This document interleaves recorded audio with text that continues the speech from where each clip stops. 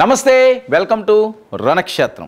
ఆంధ్రప్రదేశ్ రాజకీయాల్లో జరుగుతున్న 2024 సార్వత్రిక ఎన్నికలు ప్రతి నియోజకవర్గం ఈసారి అధికార ప్రతిపక్షాల మధ్యకి ప్రెస్టీజియస్గా మారింది. గెలుపు ఎట్టి పరిస్థితుల్లోనూ సాధించాలన్న కసి.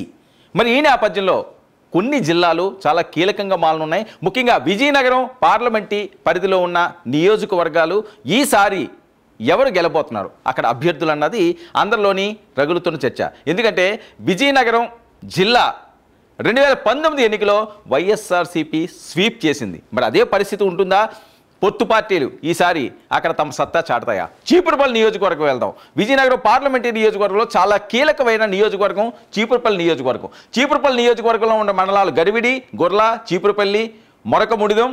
ఇందులో ఉన్న పురుష ఓటర్లు 1,01,941, స్త్రీలు 1,01,627, ట్రాన్స్జెండర్లు 6, మొత్తం 2,03,577 ఓట్లు.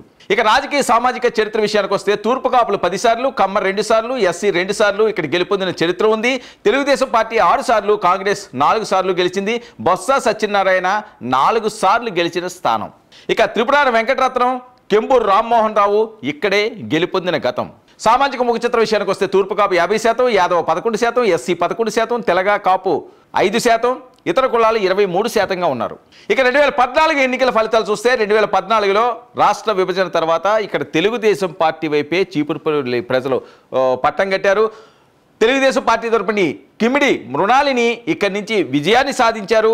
ఆవిడికి వచ్చిన ఓట్లు 63,787. అయితే ఆవిడ మీద ఓటమి పాలైన వ్యక్తి కాంగ్రెస్ నుంచి బొత్స సత్యనారాయణకి 42,945 ఓట్లు పోలేని 20,842 ఓట్లతో మృణాలిని ఇక్కడ విజయాన్ని సాధించారు. 2019లో ఏం జరిగింది? 2019లో కాంగ్రెస్ నుంచి బొత్స సత్యనారాయణ వైఎస్ఆర్సీపీ గూటికి చేరారు. ఈసారి ఆయన అక్కడ విజయం సాధించారు. ఆయనకు వచ్చిన ఓట్లు 89,262 కాగా కిమిడి మృణాలిని కుటుంబ వ్యక్తి నాగార్జునకి 62,764 ఓట్లు వచ్చినాయి. 3,659 ఓట్లతో బొత్స మరొకసారి విజయాన్ని సాధించారు. ఇక బరిలో ఉన్న అభ్యర్థులు బొత్స సత్యనారాయణ, కిమిడి కళ వెంకటరావు. ఈసారి 2024లో చాలా ప్రతిష్టాత్మకంగా అధికార ప్రతిపక్షాల మధ్య జరుగుతున్న ఈ పోరులో బొత్స వైపే మరొకసారి మొగ్గు చూపించారు. బొత్స విజయనగరం కంచుకోటగా నిర్మించుకున్నాడు. ఆ సౌదాన్ని బద్దలు కొట్టే విధంగా పొత్తు పార్టీలు యోచన చేస్తున్నాయి. అందులో భాగంగా మాజీ ఆంధ్రప్రదేశ్ తెలుగుదేశం పార్టీ అధ్యక్షుడు కిమిడి కళ వెంకటరావుని ఈసారి బరిలోకి దింపింది తెలుగుదేశం పార్టీ. ఇక వైఎస్ఆర్ కాంగ్రెస్ అభ్యర్థికి కలిసి వచ్చే అంశాలు: మాజీ మంత్రి ఇదే స్థానంలో 3 సార్లు విజేత, 2014లో 2వ స్థానంలో ఉన్న కాంగ్రెస్ అభ్యర్థి, 50% తూర్పు కాపులు ఉన్న నియోజకవర్గం, వైసీపీలో చాలా కీలకమైన నాయకుడు. ఇక తెలుగుదేశం పార్టీ విషయానికి వస్తే తెలుగుదేశం సీనియర్ నాయకుడు, రాష్ట్ర మాజీ అధ్యక్షుడు, అధికారంలో ఉండగా మంత్రి పదవి, తూర్పు కాపు సామాజిక వర్గం బలం ప్లస్ పాయింట్, కిమిడి మృణాలిని, నాగార్జున తీవ్ర అసంతృప్తి మైనస్. ఇక ఉత్తరాంధ్ర కీలక నేతగా బొత్స సొంత ప్రతిష్టను సంపాదించుకున్నారు. జగన్ పట్ల అభిమానం, వైసీపీ సంక్షేమ పథకాలు, ఆలస్యంగా టికెట్ రావడం కళా వెంకటరావుకి కాస్త అవమానంగా మారిన నేపథ్యం.